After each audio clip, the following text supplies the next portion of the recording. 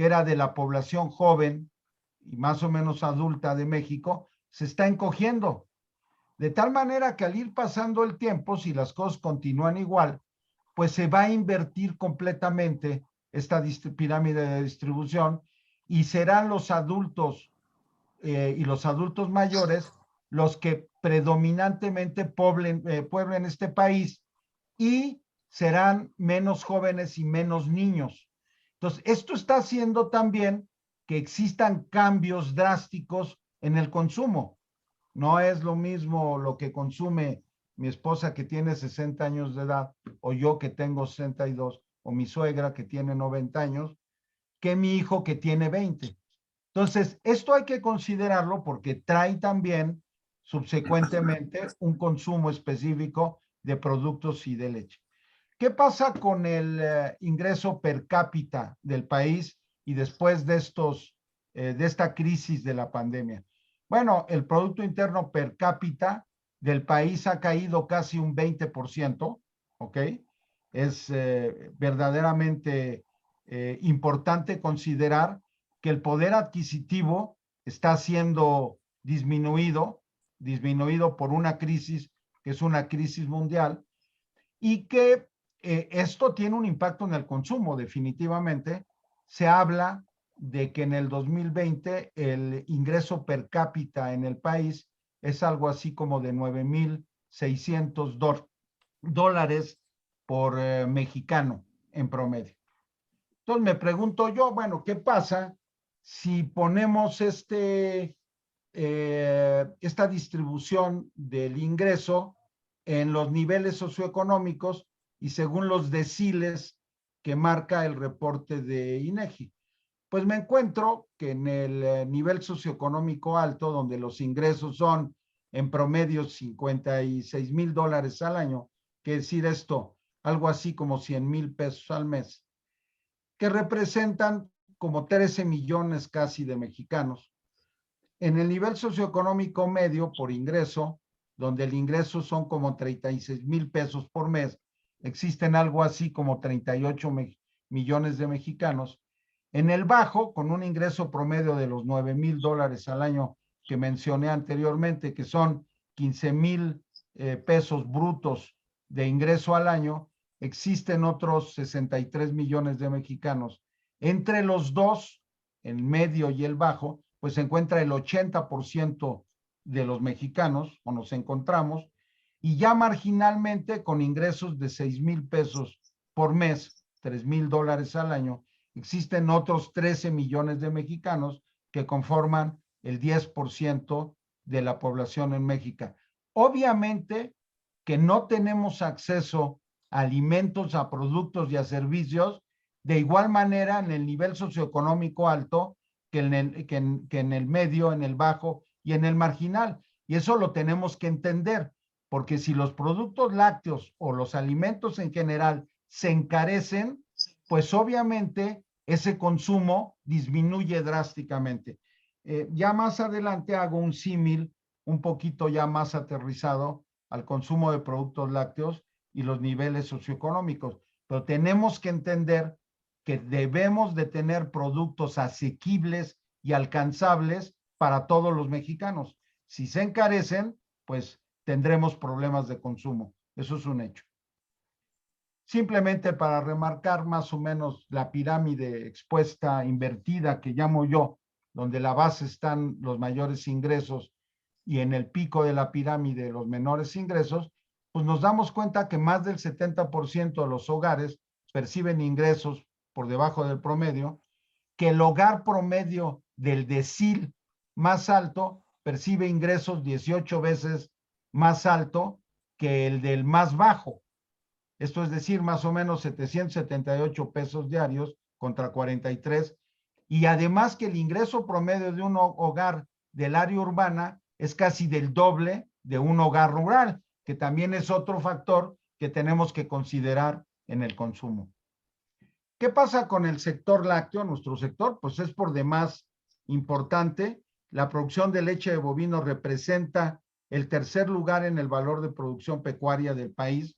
Lo podemos ver muy comparable con la participación de la carne de porcino, o del huevo para plato, ¿ok?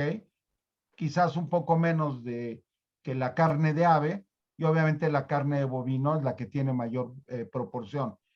En cuestión de leche, México avanzó un lugar el año pasado, se dice que ocupa el 13º. El último dato que me hizo favor de pasar René, que ya no tuve oportunidad de actualizar, dice que México ha caído 2 lugares ahora después de la pandemia y que ya somos el lugar número 16.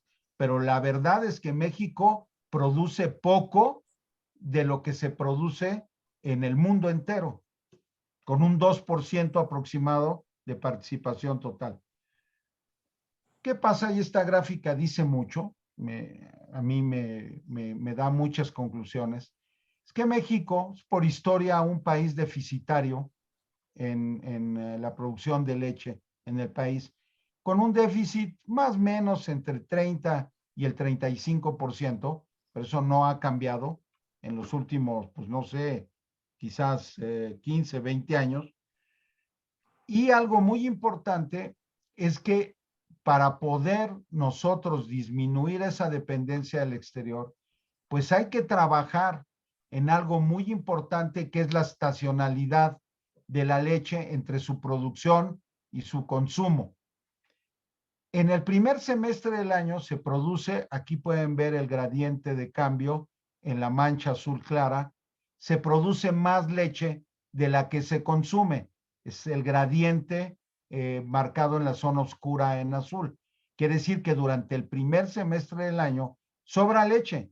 Y si sobra esa leche, de alguna manera, porque no se consume, hay que guardarla de alguna manera, o como leche en polvo, o como un producto de larga vida, o un queso añejo que pueda de una u otra manera almacenar esa leche que sobra.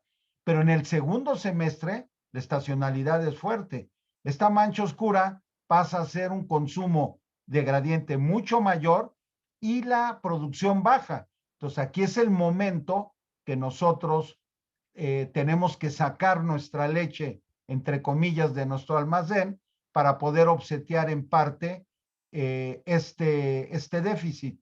El otro día hacía yo un cálculo más o menos de lo que representa este déficit de los 5,000 o 6,000 millones de litros en capacidad de secado en el país.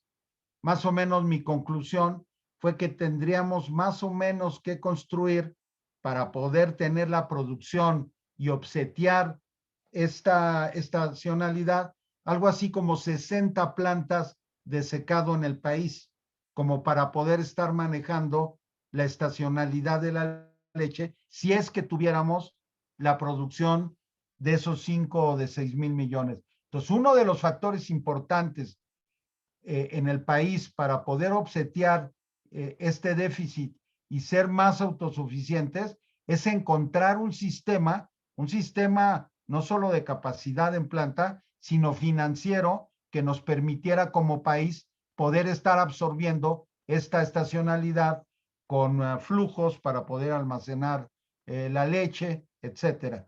Pero la verdad es que el país sigue siendo deficitario y que hay una oportunidad para disminuir ese déficit que sí, que requiere de una inversión y de un esfuerzo extraordinario, sí, pero que la oportunidad está ahí. Con esto, pues vemos que la elaboración de productos lácteos ocupa el tercer lugar del Producto Interno Bruto de la industria alimentaria. Es importante, los productos ya lácteos representan el 10% de ese Producto Interno Bruto. La industria láctea es bastante importante para el país. Y en este slide estoy intentando, todavía no tengo los datos del 2020, pero no creo que haya cambiado mucho, ilustrar un mapeo de a dónde se va la leche que se produce en el país. De esos 16,000 millones de litros, en números gruesos, el 54% se va tal cual como leche. Y luego dentro de esta leche existe un 16% que se va a programas sociales, que estoy seguro que en el 2020 tuvo una reducción, y el 84% de estos casi 9,000 millones de litros se van para uso comercial. En el programa social, sabemos que existe el excelente programa de Liconza para llevar leche al sector social más bajo del país, de nuestro México, el 80%, y los programas escolares consumen el 20% de estos casi 1,400 millones de litros. Después, en la parte comercial, el 33% se va a pasteurizada, el 52% a ultra pasteurizada, el 8% al polvo y el 4% a condensada y evaporada. Más al rato vamos a poder ver cómo se han comportado cada uno de estos mercados. Lo que es importante recalcar es que la mitad de la leche del país, el consumo de leche en el país, se hace a través de leche fluida tal cual, y que el 46% se va a derivados como queso, que representa el 30%, el yogur el 13% y otros el 3% de este 46%, que son casi 8,000 millones de litros. El 95% de la leche que se produce en el país se termina industrializando. Eso tiene como finalidad. Resumen, pues la producción representa el 16% del valor de la producción pecuaria, es más que importante. La industria láctea procesadora representa el 10% del Producto Interno de la industria alimentaria. El mercado lácteo vale algo así como la friolera de 16,000 millones de dólares, algo así como 320,000 millones de pesos al año, muy importante para la economía, y más si consideramos que el sector lácteo genera 600,000 empleos directos y más de 1,000,000 indirectos. Hay que reconocer que en México se elaboran productos saludables, nutritivos, ricos y preferidos. Existen en México excelentes productos que compiten por mucho en todo el mundo. Existe un amplio potencial para crecer porque la ingesta está abajo de lo recomendado por la FAO, lo vamos a ver muy pronto, y más de la mitad de la leche, como lo mencioné, es industrializada. Y algo importante que quise recalcar aquí, que yo no conocía antes de convertirme en el presidente de Canilec, es que la mitad de las exportaciones en dólares del país de productos lácteos está hecha a través de exportación de fórmulas infantiles. México es un excelente productor y proveedor en el mundo de excelentes productos en polvo para fórmulas infantiles, para los niños. Más de la mitad de las exportaciones vienen de ahí. Bueno, con esto doy un panorama, una foto de cómo está México y cómo está el sector lácteo. Y voy a hablar ya un poquito más específicamente de los mercados y el consumidor. Bueno, hablemos del consumo per cápita. El consumo per cápita anda en algo así como 126 kilogramos de leche al año, equivalente. Todo está traducida a litros de leche fluida. Y el más importante en el consumo es la leche fluida, que anda algo así como en 85 kilogramos al año, en todas sus formas, evaporada, etcétera, en polvo, y su mercado se ha mantenido estable y a la baja los últimos 5 años antes del COVID. En queso, más o menos el queso representa en kilogramos equivalentes 4 kilos por habitante al año, y el mercado el año pasado general fue a la baja. Yogur anda en 6,5 kilos, bajando drásticamente, ahorita lo vamos a ver. La crema bien, estable. México es un país, un buen consumidor de crema. Los tacos, los sopes, las enchiladas, pues 1,3 kilos es un buen consumo de producto lácteo a través de la crema. Y en mantequilla, que está estable también, pues consumimos 0,4. En suma, son 126 kilogramos de leche en consumo aparente, de leche equivalente, pero si nos vamos al consumo per cápita a compararlo de otro país, de otros países, pues vemos que México está por debajo de Brasil, por ejemplo, y de algunos otros países como los Estados Unidos y Holanda, que es muchísimo más grande. En Holanda es increíble cómo la leche está prácticamente en las 3 comidas de los holandeses con un consumo extraordinario. Y algo importante a recalcar es que el consumo aparente promedio de productos lácteos en América Latina, pues también México no es de los más bajos, pero tampoco, ni por mucho, es de los más altos como en Uruguay y en Argentina. Somos un país que no consumimos lo que deberíamos de consumir de productos lácteos, que mucho tiene que ver por la accesibilidad o asequibilidad de estos productos para el consumidor en México, pero también por otro lado representa una gran oportunidad. Me fascina este comparativo. En México, en leche fluida, en kilogramos por habitante al año, México consume 62 ya actualmente contra Estados Unidos, que consume 68 y Canadá 76. México ya es un buen consumidor en general de leche fluida comparado con otros países. En yogur no es lo mismo, estamos en menos de 7 kilos, cuando Holanda consume 45, Francia 32 y España 27. México es un consumidor muy bajo de yogur. El helado, pues vean nada más Nueva Zelanda, Estados Unidos y Canadá con doble dígito. México consume muy poco de helado, 2 kilos contra 28, 21 y 11 respectivamente. Queso, México también no es un alto consumidor de queso, 4 kilos en promedio, cuando Argentina anda superior a 11, Estados Unidos 17 y Canadá 14. Y en mantequilla somos por mucho un consumidor muy, muy bajo, comparado con mis amigos franceses, los daneses y Nueva Zelanda con más de 5 y México con 0.4. No llegamos ni a un dígito. Y en crema, que es lo que mencionaba, no estamos tan mal. Consumimos bastante crema ácida, como le llaman, 1.3 kilogramos por habitante al año, pero mis amigos rusos, yo estoy sorprendido de la variedad de cremas que existen para consumo y para cocinar en Rusia, es altísimo. No sé si sea inclusive de los más altos o el más alto del mundo con 2.6. Estados Unidos consume bastante, también 2, y Finlandia 1.7. En este slide concluyo que el potencial para crecer de los productos lácteos en México es alto, muy, muy alto, que tenemos un déficit que podemos cubrir y que sería muy promisorio poder encontrar la fórmula para desarrollar toda la cadena del sector. ¿Qué ha pasado con el COVID-19?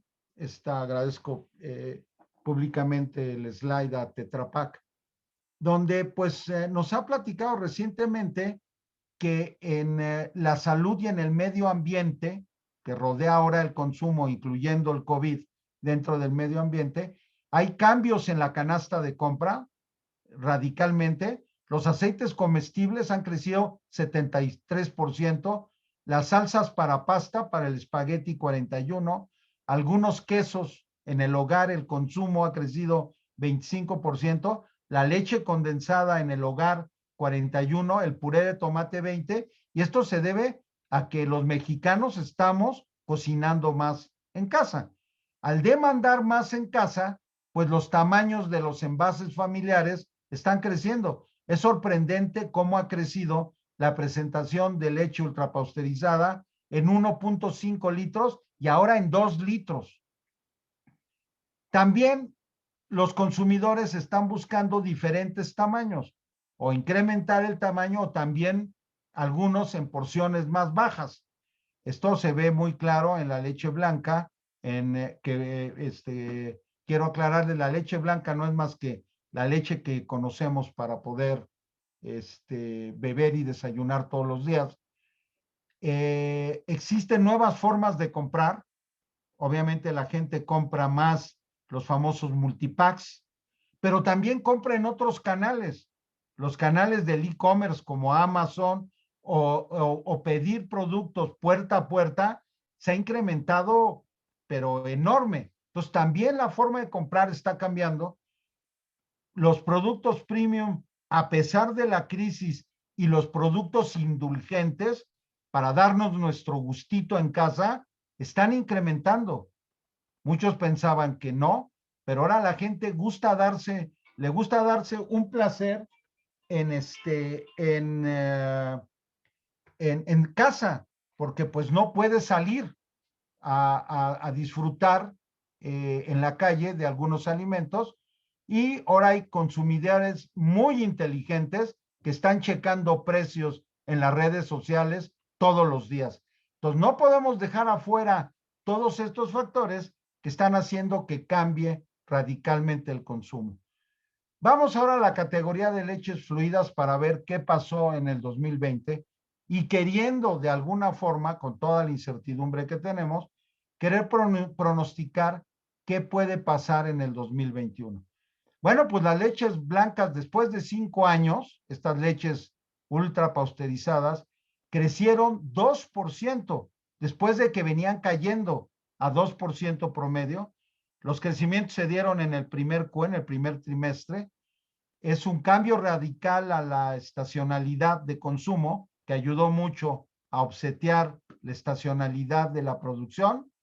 El crecimiento de venta que les decía yo, casa por casa, fue del 54% y en las redes sociales o en el e-commerce se quintuplicó, ayudando al crecimiento, y las presentaciones familiares como estas de 1,5 litros y de 2 litros crecieron. La leche light, curiosamente, va a la baja, pero bastante. Sin embargo, la deslactosada entera y light va completamente a la alza, al grado que yo estimo que en 2, 3 años se va a vender en México la misma cantidad de leche deslactosada que de leche entera. ¿Qué va a pasar en el 2021? Y aquí intento ilustrarlo con unas palomitas. Pues bien, sigue el confinamiento, sigue creciendo la leche, pero ya no radicalmente en el primer trimestre. Continúan las presentaciones grandes, continúa la deslactosada creciendo, la light cayendo, el precio es un factor muy importante y estamos viviendo una época donde esta categoría está muy expuesta a incrementos en costos. Habrá que ver cómo se comporta la inflación y cómo terminaría afectando. Y ahora la sustentabilidad y el medio ambiente está tomando mucha relevancia para la decisión de compra. Entonces, si bien está creciendo, se ve promisorio, hay que ver cómo los impactos de las inflaciones internas terminan afectando el desempeño de esta categoría. Aquí les ilustro cómo fue el consumo de la leche ultra pasteurizada el año pasado. Vean de febrero a cómo brincó en marzo. Extraordinario. Las compras de pánico detonaron que se comprara mucha leche. Aquí la industria vivió problemas de capacidad, pero luego se fue modulando ya ese consumo para, pues, adquirir un cierto equilibrio, pero al final, entre mes y mes, terminó creciendo el consumo de la leche blanca un 5% mes a mes, diciembre contra diciembre, pero hubo un consumo extraordinario en el primer Q que ayudó a obsetear los sobrantes de la leche, cosa que no está pasando en el 2021. Esto hablaba de la deslactosada, es sorprendente si se meten a estudiar un poquito lo que reportan los estudios. Se dice que los mexicanos, el 83% somos intolerantes a la lactosa. Se estima que el 75% de la producción mundial padece intolerancia a la lactosa. Esto tiene que ver mucho con la lactasa que genera nuestro aparato digestivo. No sé si tiene que ver con un cambio en la microbiota, si tiene que ver algún cambio en los alimentos, pero es cierto que la intolerancia a la lactosa en todo el mundo está tomando más relevancia y esto es reconocido por nuestras instituciones como el INEGI, que habla que ya el 50% de la población adulta en México tiene cierta intolerancia a la lactosa. Y esto está haciendo también que cambie el consumo. Entonces, los hábitos y las necesidades están haciendo que cambie el consumo. Vamos ahora a las leches condensadas, increíble como estos de la lechera de Nestlé, de mis amigos de Nestlé y de algunos otros miembros de la Cámara también, pues excelente, creció y creció porque la gente está quedándose más en casa, está cocinando más y se está dando sus gustos o nos lo estamos dando con nuestros postres. Entonces, muy bien el desempeño y sigue en el 2020 y sigue bien en el 2021. Las cremas, increíble. Estamos cocinando más, hacemos más pasteles, comemos más fresas con crema en casa. Entonces, los cambios de hábito están ayudando mucho al consumo. Creció 10% y se estima que este año crezca otro 5% adicional.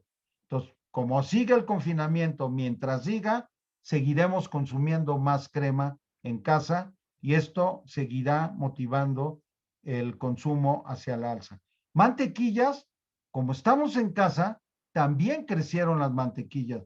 Los mexicanos estamos desayunando mucho más en casa y se estima que siga creciendo, aunque el consumo, como lo mencioné, en México es muy bajo. Y empezamos a entrar a categorías pues que no nos fue tan bien, como la de las leches evaporadas.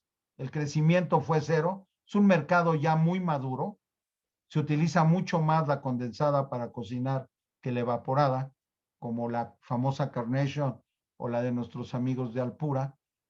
Y las leches pasteurizadas, esas sí decrementaron.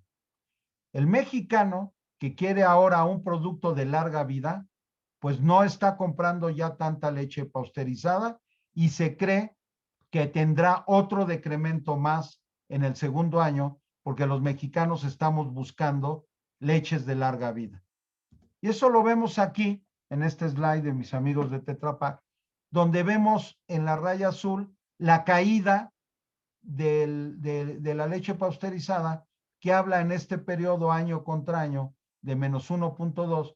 Sin embargo, vale la pena recalcar, y esto va el mensaje a la pirámide económica, que las leches de marcas libres crecieron drásticamente, 10.2%. Entonces, la leche pasteurizada cae, la ultra pasteurizada sube, pero sube también mucho el consumo de marcas libres o marcas regionales que tienen un precio menor y que permiten más acceso a comprarlas a la población en México. Helados. No, pues ya se imaginarán. Si no hay gente en las calles y en las tiendas y el helado se consume afuera de las casas en mayor proporción, pues cayó drásticamente, de un 20 a un 30%. Se estima que no caiga más y que a medida que la gente salga otra vez a las calles a comprar y que tengamos un clima aceptable, con calorcito, ya no caiga más de lo que cayó. Eso esperemos, porque la caída en el 2020 es muy fuerte. Quesos. Bueno, pues quesos, el autoservicio creció 14%, increíble. Pero el canal de food service, sobre todo el primer semestre, sin haber restaurantes, hoteles, taquerías, etcétera, abiertas, cayó drásticamente. Esta categoría de quesos, y además entendiendo que el 35% de esta categoría se hace de manera artesanal en los mercados y de producción artesanal, pues terminó cayendo un 12%. Se estima un mercado estable, pero aquí pongo tres, un tache que pudiera caer, algo que ya no ayudara a que no cayera y algo que creciera. ¿Y por qué? Y lo vamos a ver ahorita. Si el canal del food service se reactiva, va a haber un cambio, va a haber un switcheo, un movimiento del consumo en las casas y la compra en supermercados hacia el canal de food service, que parece muy interesante que su recuperación pudiera tener una afectación muy positiva en el sector. Esta fue una de las categorías más golpeadas. Y veamos aquí este slide que pude obtener apenas el día de ayer y que me pareció muy interesante compartir con ustedes. Esto es de Euromonitor, perdón si está en inglés, pero así es como lo obtuve de la presentación de ayer. Vean la caída en el valor del mercado del food service. del 2019 al 2020. Cae de 981,000 millones de pesos a 708,000 millones de pesos, que es una caída del 20%. Pues es normal. Cerrado restaurantes, cerrado hoteles, cerradas escuelas, cafeterías, etcétera, pues le impactó tremendamente. Pero no digamos esta caída en el primer trimestre. Hubo empresas del sector que estuvieron a punto de quebrar porque no vendían nada. En transacciones, en billones, cayó 24%, y en tiendas, que cerraron tiendas de las que alcanza a medir Euromonitor, cayeron 16%. Aquí hay otros restaurancitos pequeños, etcétera, que cerraron y que no mide Euromonitor, y aún así la caída es del 16%. Pero, interesante, si se reactiva el crecimiento en el 2021, pudiera darse de un 21%. Si el poder adquisitivo del mexicano va a poder ayudar a que se reactive el canal de food service, que, by the way, como dicen los americanos, vale $1 billón de pesos mexicanos en el 2023. Entonces, la oportunidad es enorme. El número de transacciones se espera que se vayan recuperando. Transacciones son los eventos de compra año tras año, y que crezca también a más de 840, de 840 a algo mucho más, a 1030, el número de tiendas donde se venda. Entonces, si regresa el tráfico, si regresamos a las oficinas, si regresamos a viajar a los hoteles, el mercado de food service estará brindando, a medida que el poder adquisitivo lo permita, una gran oportunidad de crecimiento para el sector, porque fue muy golpeado por esta pandemia. El yogur posiblemente la categoría o una de las categorías más afectadas. No hay escuelas, no hay oficinas, no hay desayunos fuera, se consume en casa, pues la afectación fue muy fuerte y la categoría cayó 12%. Otra vez, un tachecito o una palomita. ¿Por qué una palomita en amarillo? Porque pudiera ayudar a que este decremento de otro 3% que se espera en el 2021, si regresamos a clases, si regresa el food service, si regresa el tránsito a las calles, pues posiblemente ya no caiga esta categoría de yogur y empieza a recuperarse un poco.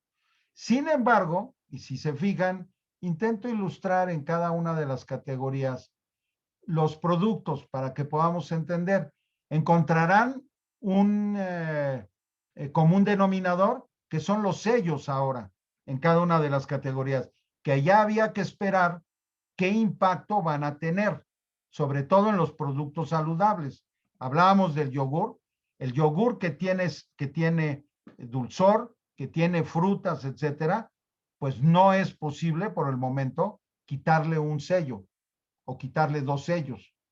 Entonces, esta categoría, que está considerada como una categoría y la es muy saludable, no porque tenga algo de azúcar, no es saludable, pues puede tener un riesgo de una afectación también por la nueva norma de etiquetado. Sabemos la experiencia de Chile. En Chile, la comida, que no me gusta llamarla ni mucho menos chatarra, la comida snack, que ya está considerado, pues que lo consumimos, que yo en lo particular lo consumo, las botanitas me gustan, sabemos pues que me engordan un poco. Sin embargo, el impacto mayor de las categorías consideradas como saludables por el nuevo etiquetado se dio en Chile, y así sucedió. Habrá que esperar qué sucede.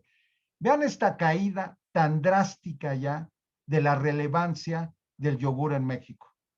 Nuestro consumo en el 2015 era de 7.58 kilos por habitante. El 2020 terminó en 6.30 y va en una caída estrepitosa. está perdiendo mucha relevancia. La nueva normatividad y los incrementos en costo puede hacer que esta categoría caiga aún más, y hay que considerar que ya está a niveles del 2008 y que del 2010 al 2020 ha caído 30%. Es una de las preocupaciones más importantes de la Cámara, esta categoría, la categoría de yogur. Leches saborizadas. Pues las leches saborizadas, no hay escuela, no hay oficinas, no hay tráfico, pues mal. Cayeron 19%. Y se espera un segundo año con decremento, y ahora también estas leches tienen sellos. Habrá que ver el impacto también que puede tener esta nueva normatividad en la cadena. Sin embargo, esta es una de las cadenas, perdón, de las categorías que más rápido se está adaptando a la nueva, el nuevo etiquetado, y que existe posibilidad a un costo más o menos no tan alto, el de poder eliminar a través de una nueva formulación estos sellos. Existe una característica muy importante en la leche, que cuando se deslactosa con enzimas, el dulzor incrementa, y al incrementar el dulzor, pues se permite bajar los niveles de azúcar añadido. Yo creo que esta categoría en el futuro no tendrá un solo sello, porque todo el mundo está reformulando a ciertos costos aceptables. Posiblemente traiga una inflación que termine afectando el consumo. Pero, pues se espera que si regresamos, ya como en Campeche, a clases, etcétera, esta categoría pueda tener una recuperación. ¿Cómo se ve el año 2021? Pues se ve un consumo complicado, a la baja las categorías, un poder adquisitivo que, como intenté explicarlo en los primeros slides, es un hecho. El mexicano tiene un poder adquisitivo más bajo, está limitado el tránsito libre. Hay que ver hasta el momento, en el primer semestre, cómo actúan los sobrantes de leche. Habrá que ver en el segundo semestre cómo se comporta esta disponibilidad. Y también hay que entender que muchos, por costos, por márgenes, están ajustando su capacidad de producción, que después, si se quiere recuperar, toma tiempo. Los costos a la alza provoca una inflación tremenda. Ahorita voy a dar datos para mí impresionantes de lo que está sucediendo en toda la cadena. Toda la industria tiene extra costos de COVID. La leche fresca está teniendo un impacto importante en sus costos y en sus precios. Y la volatilidad y exposición de los commodities, de el maíz, de la soya, de los plásticos, etcétera, está teniendo una afectación más que importante. Las nuevas regulaciones, las nuevas normas y las propuestas de llamar a varios de los productos lácteos como imitaciones, por ejemplo, las nuevas legislaciones, si no se alinea toda la cadena, va a tener un impacto, y junto con las autoridades, por supuesto, va a tener un impacto significativo en las categorías. Y además tenemos que vivir ahora con imprevistos, porque pues resulta el problema de la disponibilidad del gas natural, de los problemas de disponibilidad de energía eléctrica, de las fuertes nevadas que hubo en los Estados Unidos, que están afectando varios mercados. Ya se nos olvidaron, pero siguen afectando los mercados, y nos obliga a tener una gran capacidad de resiliencia. Tenemos que tener una gran capacidad de cambio, o categorías o productos pueden morir. En uno de los negocios de Danone, nosotros damos servicio de maquila a algunas compañías del sector de alimentos. Existen algunas de ellas, no digo por discreción cuál es el nombre, que tiene algunos jugos en presentación pequeña, en presentación de 190, que son las porciones individuales, con los sellos, con los incrementos en costo, etcétera.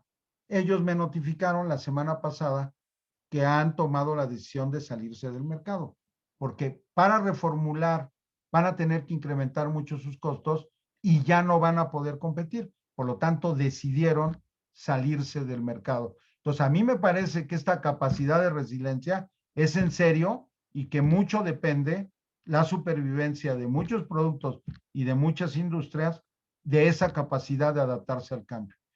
Vean lo drástico de los plásticos.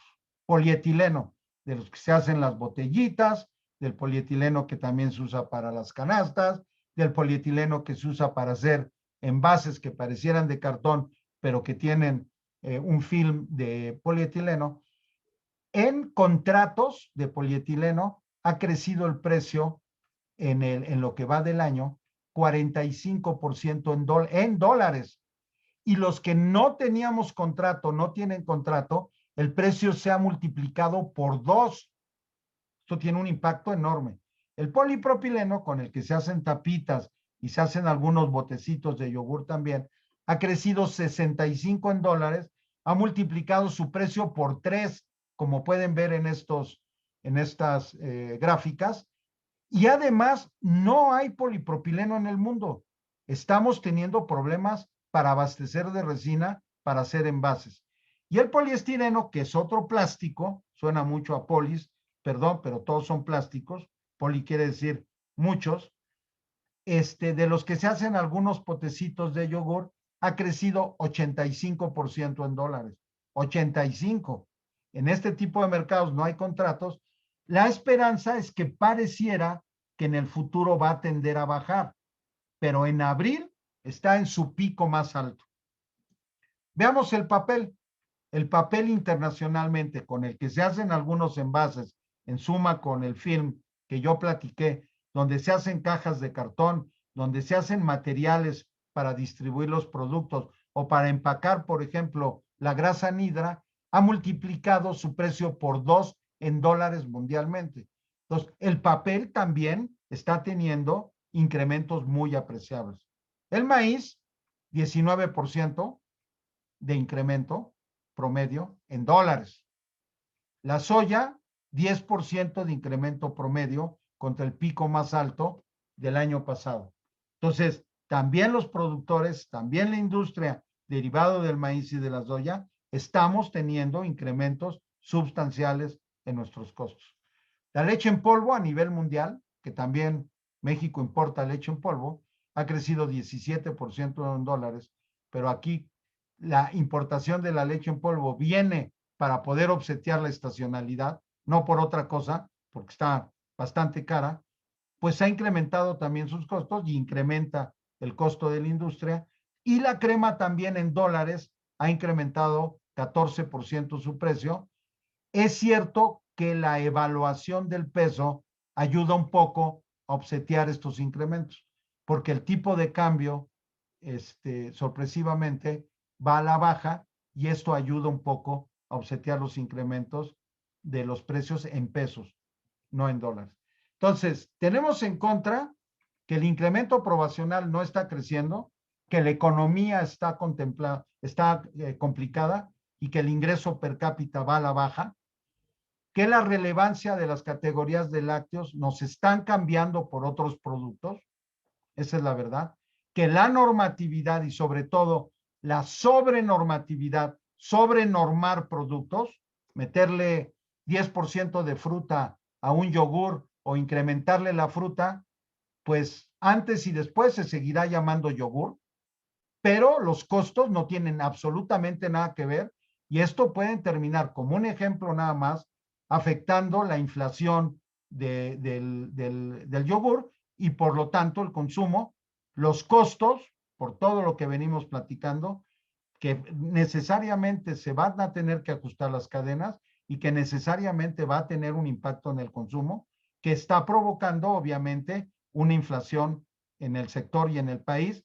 Y también hay que mencionar que, bueno, los ataques a la categoría están a la orden del día, desde el ecológico, sin mucho fundamento, hasta inclusive que no es sano consumir productos lácteos, etcétera. Son factores que tenemos que trabajar en ellos porque van a obrar en contra del consumo.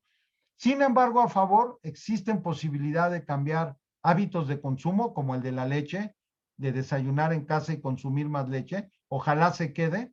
Hay una gran oportunidad de exportar. Ya lo mencioné con fórmulas lácteas. Lo menciono ahora con concentrados de proteína que se fabrican en el país y que se están exportando a los Estados Unidos. Grasa nidra que se está exportando por excelentes industriales en México hacia los Estados Unidos. Obra a favor y es una excelente oportunidad. Si regresa el tránsito a las tiendas y a las escuelas y a las oficinas, seguramente traerá un impacto a favor. La innovación constante a favor, y a medida que adaptemos al sector total de la cadena de producción láctea en el país en sustentabilidad y agricultura regenerativa, seguirá siendo un factor importante en el consumo. Bueno, ya me estoy adelantando aquí. Espero no estarlos sobresaturando de información, pero me parece importante. Regreso a la pirámide económica. Es cierto que la pirámide tiene productos muy premium que se consumen en el top de la pirámide y tenemos excelentes productos como el de Liconza, a mi muy particular punto de vista, que tiene leche, que es cierto que sustituye la grasa animal por la grasa vegetal. Esa grasa animal se termina consumiendo en crema ácida en el país, pero que está brindando de un alimento sano, nutritivo, con vitaminas, con minerales, a una pirámide económica que no puede pagar los precios que pagan un nivel bajo, un nivel medio y un nivel alto. Entonces, con todos estos cambios en costos, con todos estos cambios en la normatividad, etcétera, puede haber una gran afectación en el consumo porque los mexicanos no tienen el poder adquisitivo para consumir todos los productos al costo que sea.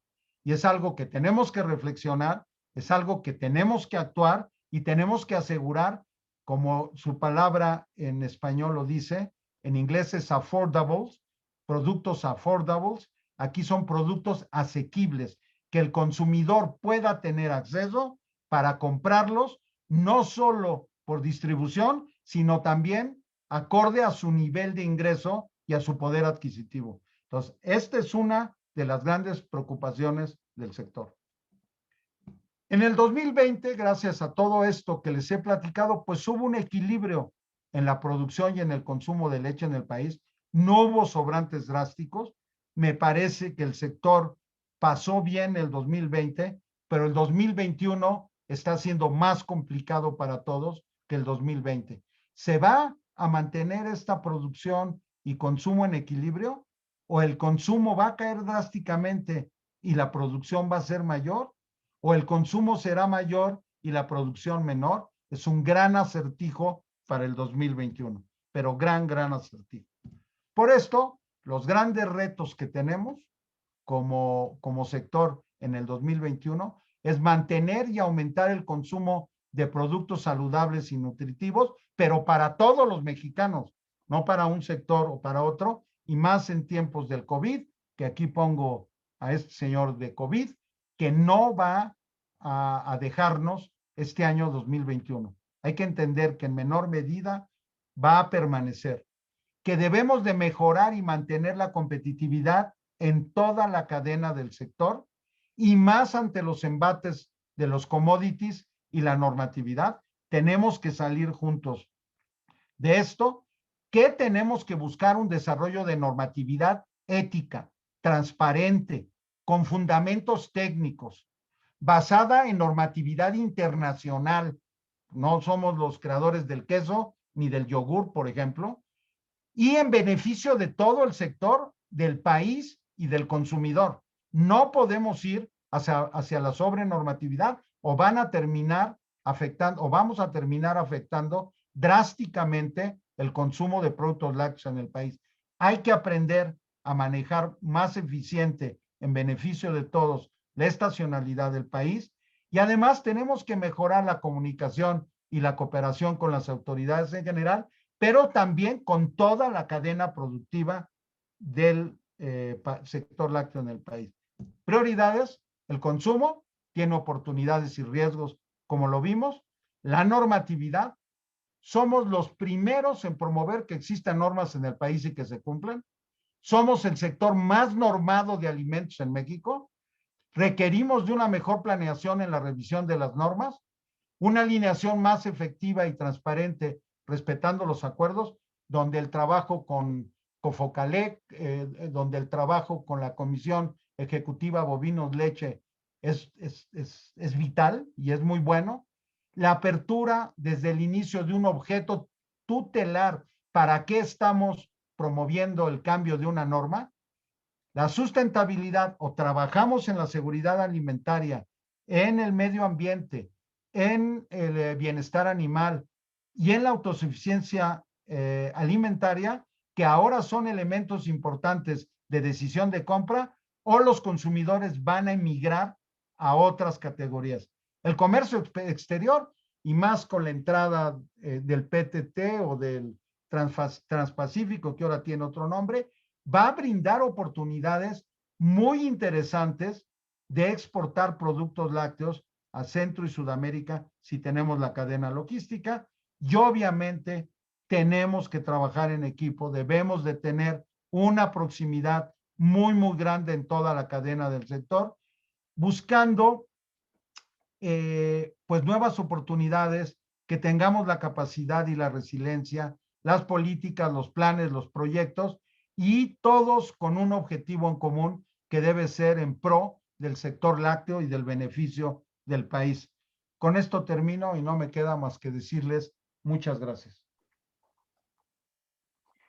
Muchísimas gracias, ingeniero. Muy interesante esta presentación, sin duda un panorama retador, pero también con alicientes, también con oportunidades que se están visualizando en el horizonte.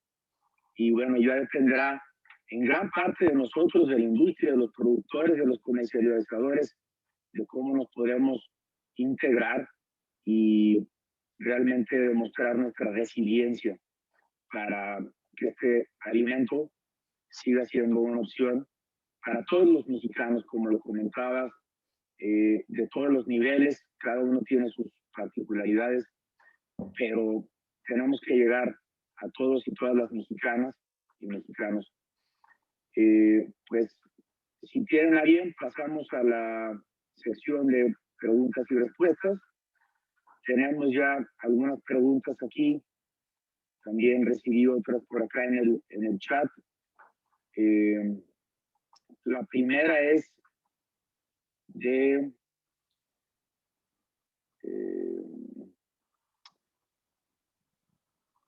los productos lácteos mexicanos, ¿qué porcentaje ocupan en el consumo nacional aparente? Es una muy buena pregunta, no tengo el dato, pero a lo mejor pudiera compararlo con algunas otras categorías. Por ejemplo, sabemos que el consumo per cápita de huevo en México es de los más altos del mundo.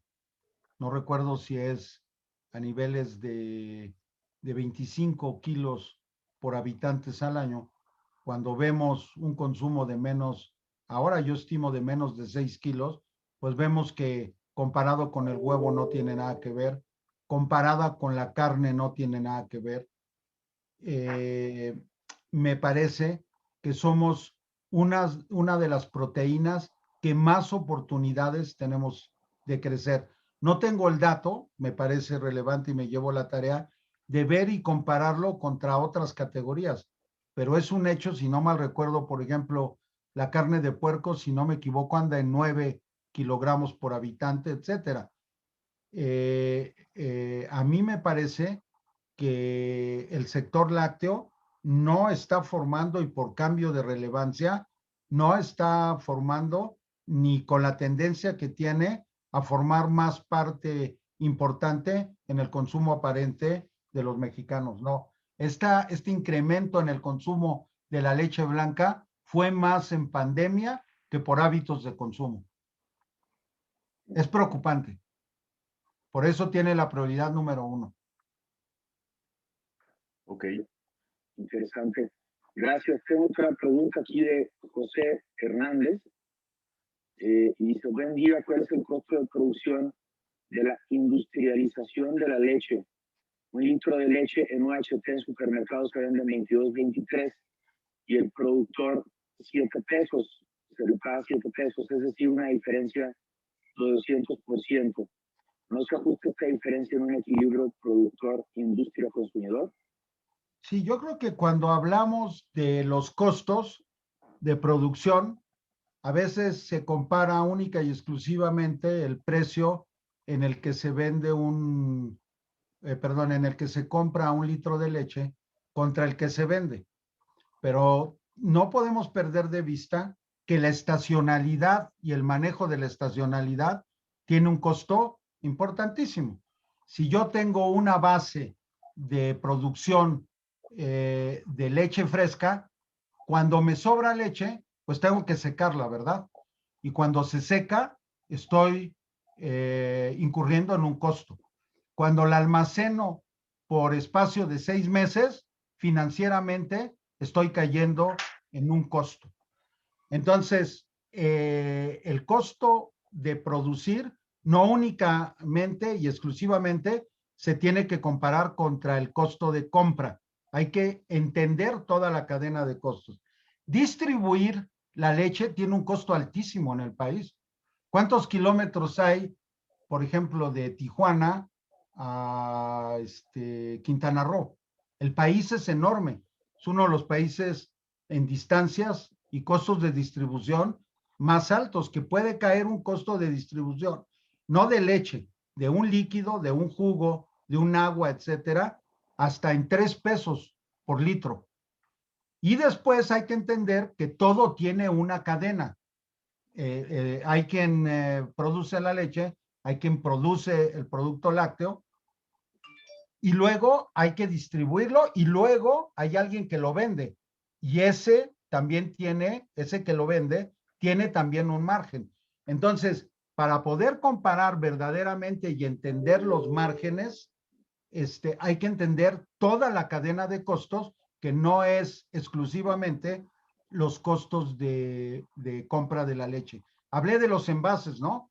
El envase también tiene un costo y más ahora tiene un costo altísimo. Si a mí me preguntan, no es en la leche en donde existe una oportunidad y un mercado para hacer grandes márgenes. Es un producto donde una ineficiencia o una categoría de productos donde una ineficiencia puede causar una pérdida porque los márgenes en general son bajos. Entonces, no puedo hacer la comparación, compro un litro de leche a 1 peso, se vende a 2, por lo tanto el margen es extraordinario. No, hay que entender toda la cadena. Totalmente. Totalmente, esos disparos fueron impresionantes los que mostrabas en tu presentación, en el tema de los costos, pues eso también repercute. Tengo otra pregunta de Seki5. Buen día, excelente presentación. Mi nombre es Seki5. El sector agropecuario es constantemente denostado y agraviado por el impacto del medio ambiente. No obstante, la ganadería gestionada con modelos de buenas prácticas ambientales es un aliado contra el cambio climático. En este tema sobre sustentabilidad del medio ambiente. Se sabe que el cambio climático impacta en la producción agropecuaria a nivel de fincas, impacta fuertemente en los insumos externos usados desde el sector empresarial. Se está desarrollando alguna estrategia para generar modelos de producción lechera con las fincas que dan abasto a la industria que sea adaptada y resiliente al cambio climático. Pregunta 75. Mira, me parece a mí una excelente pregunta y a mí me gusta responderla con ejemplos, porque a veces podemos caer en la parte un poco teórica o un poco de idealismo.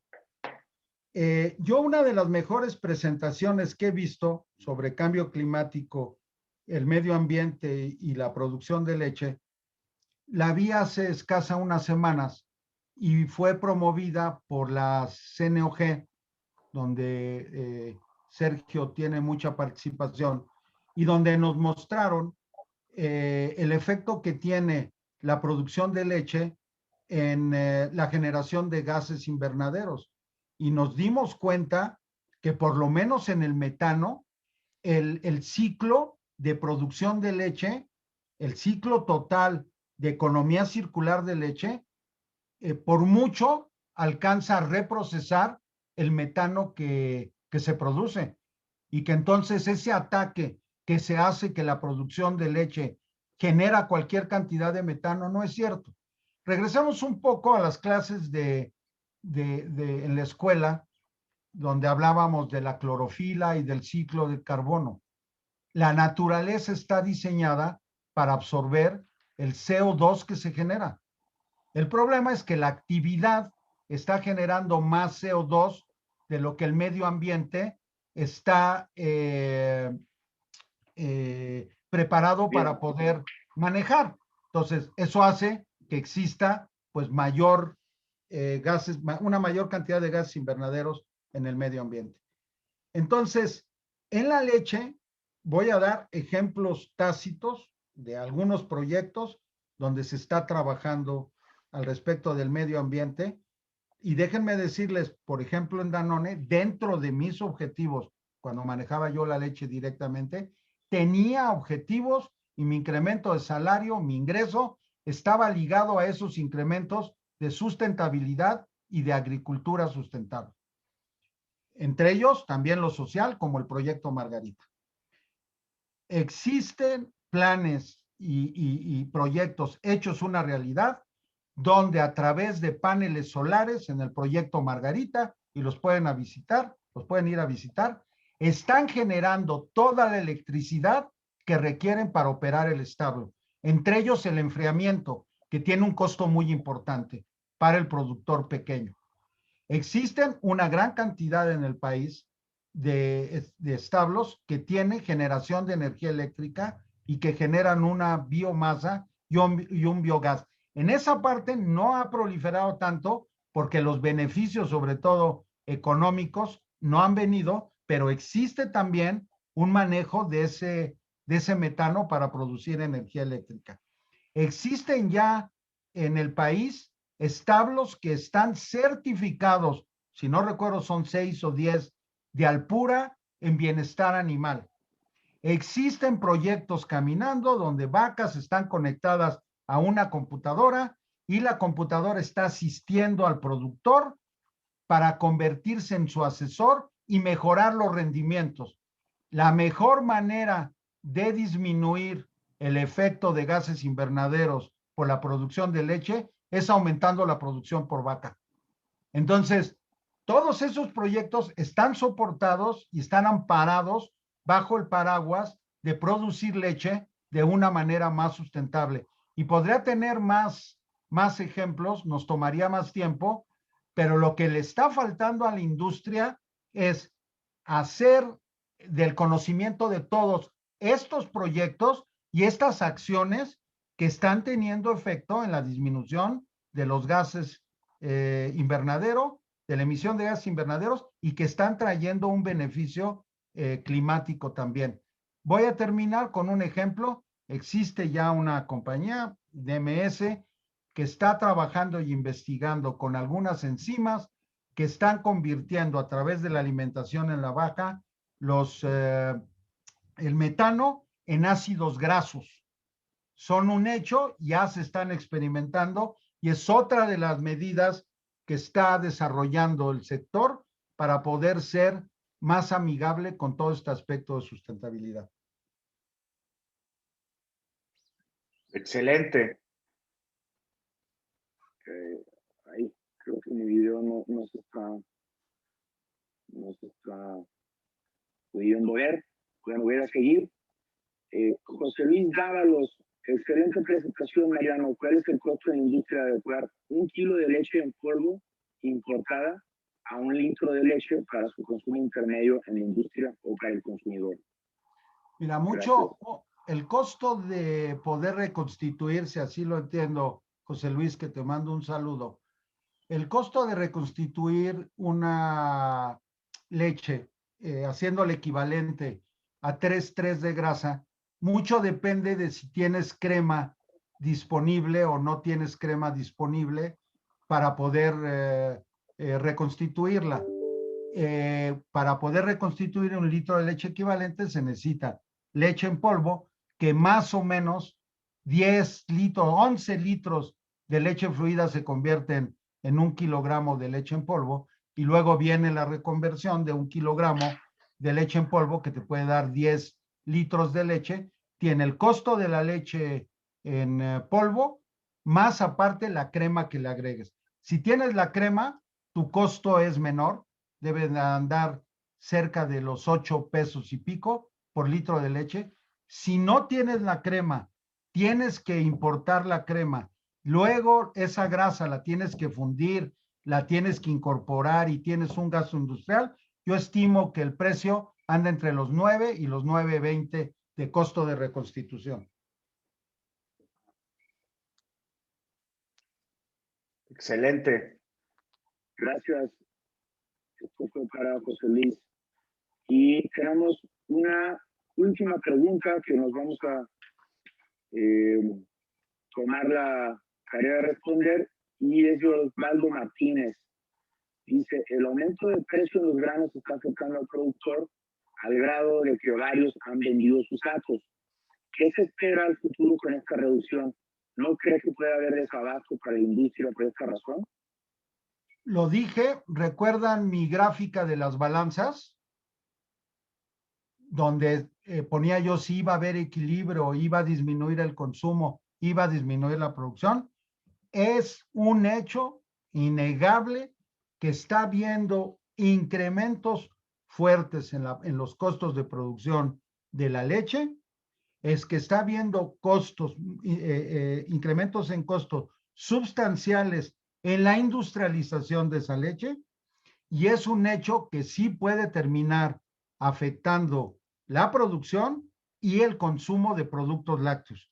Tenemos que trabajar y encontrar en equipo el justo equilibrio que nos permita pasar esta situación tan difícil que está viviendo todo el sector.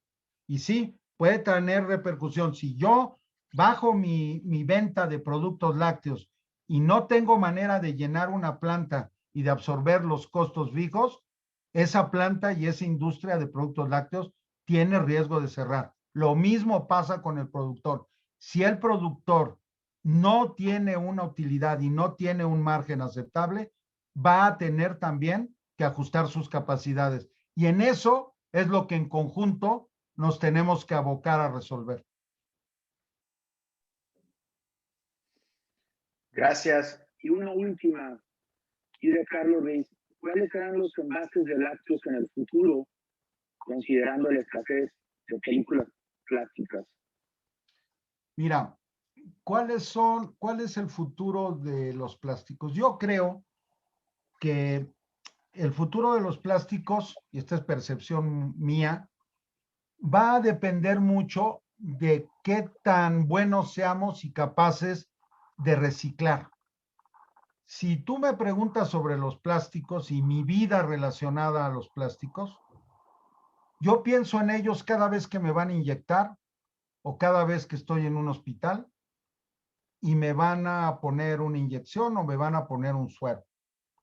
Y recuerdo mi época de niño, ya parezco yo abuelito, pero bueno, para allá voy, que a mí me tocó que me inyectaran con jeringas que mi madre hervía y que sabía yo que era el principal foco de infección de hepatitis y de otras enfermedades. Si a mí me preguntas que quiero regresar a la época donde mi mamá hervía la jeringa, no, y que me inyecten con una jeringa de vidrio, no, no quiero.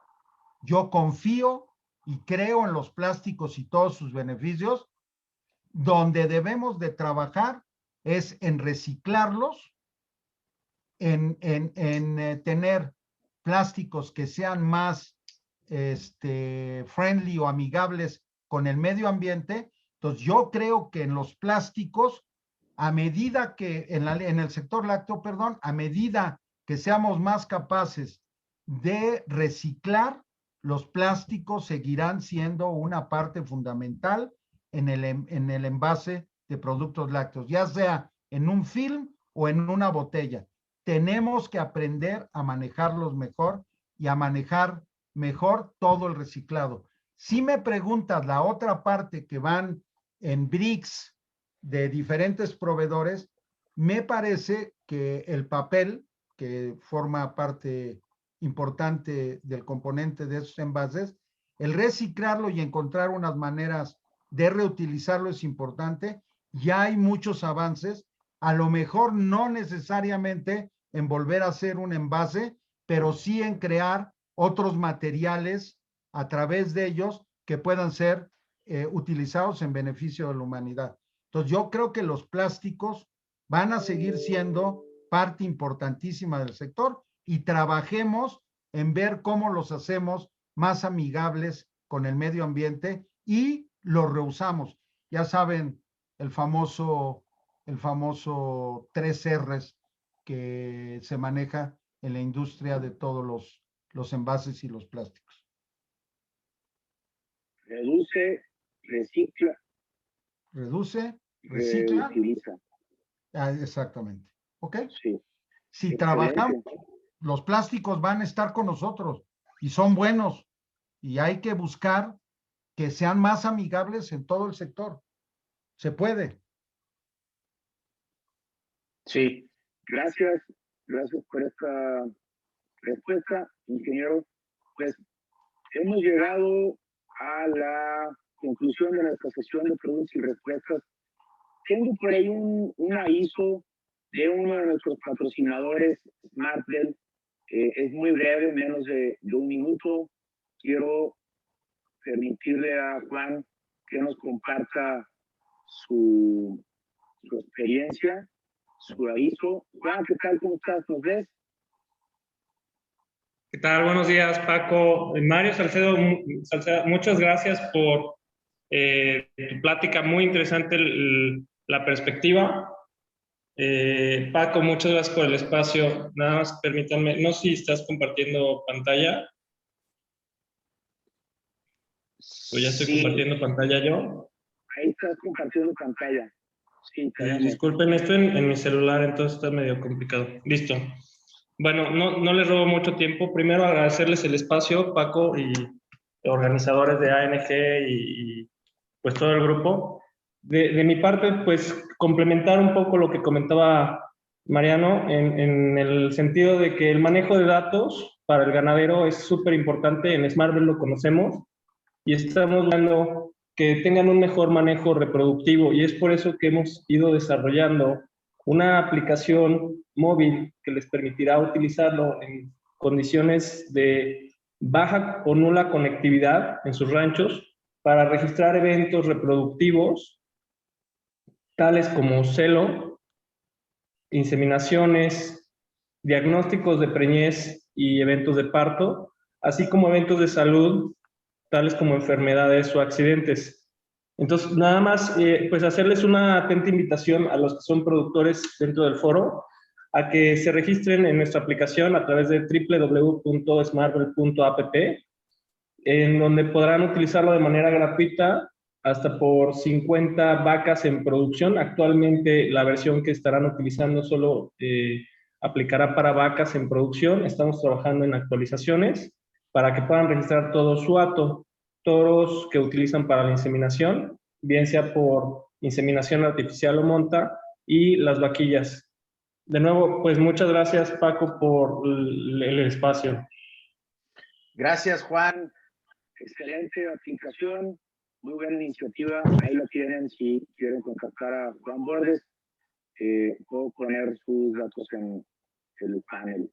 Déjame ayudar un poquito a Juan a hacer un poquito de publicidad de este tipo de herramientas tecnológicas a las que hay que migrar.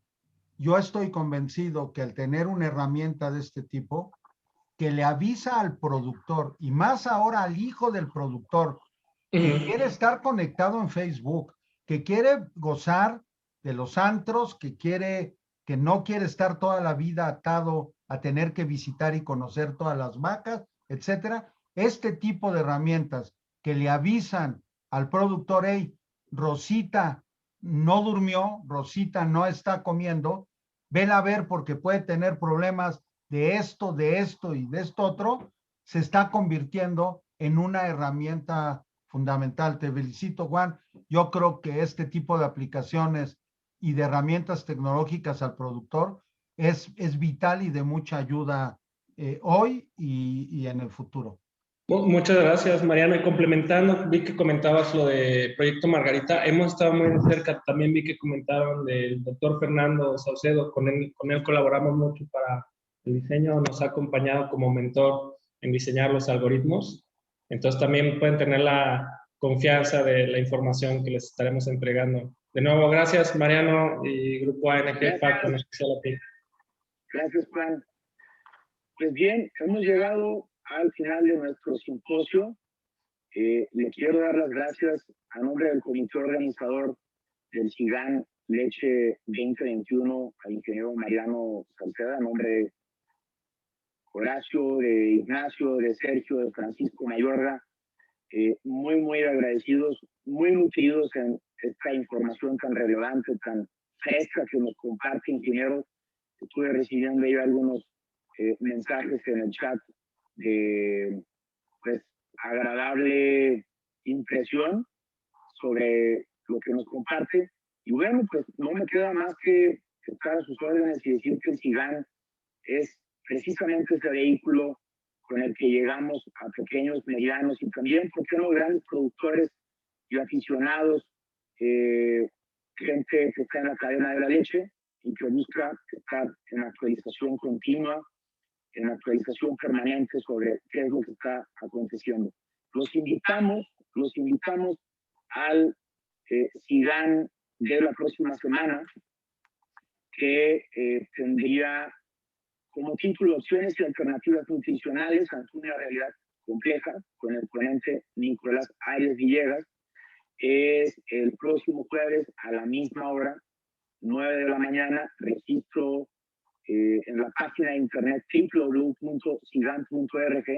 En esa misma página es importante que estén monitoreando para descargar, quien quiera, las presentaciones y ver los videos que también se van a subir a nuestro canal de YouTube, SIGAN YouTube.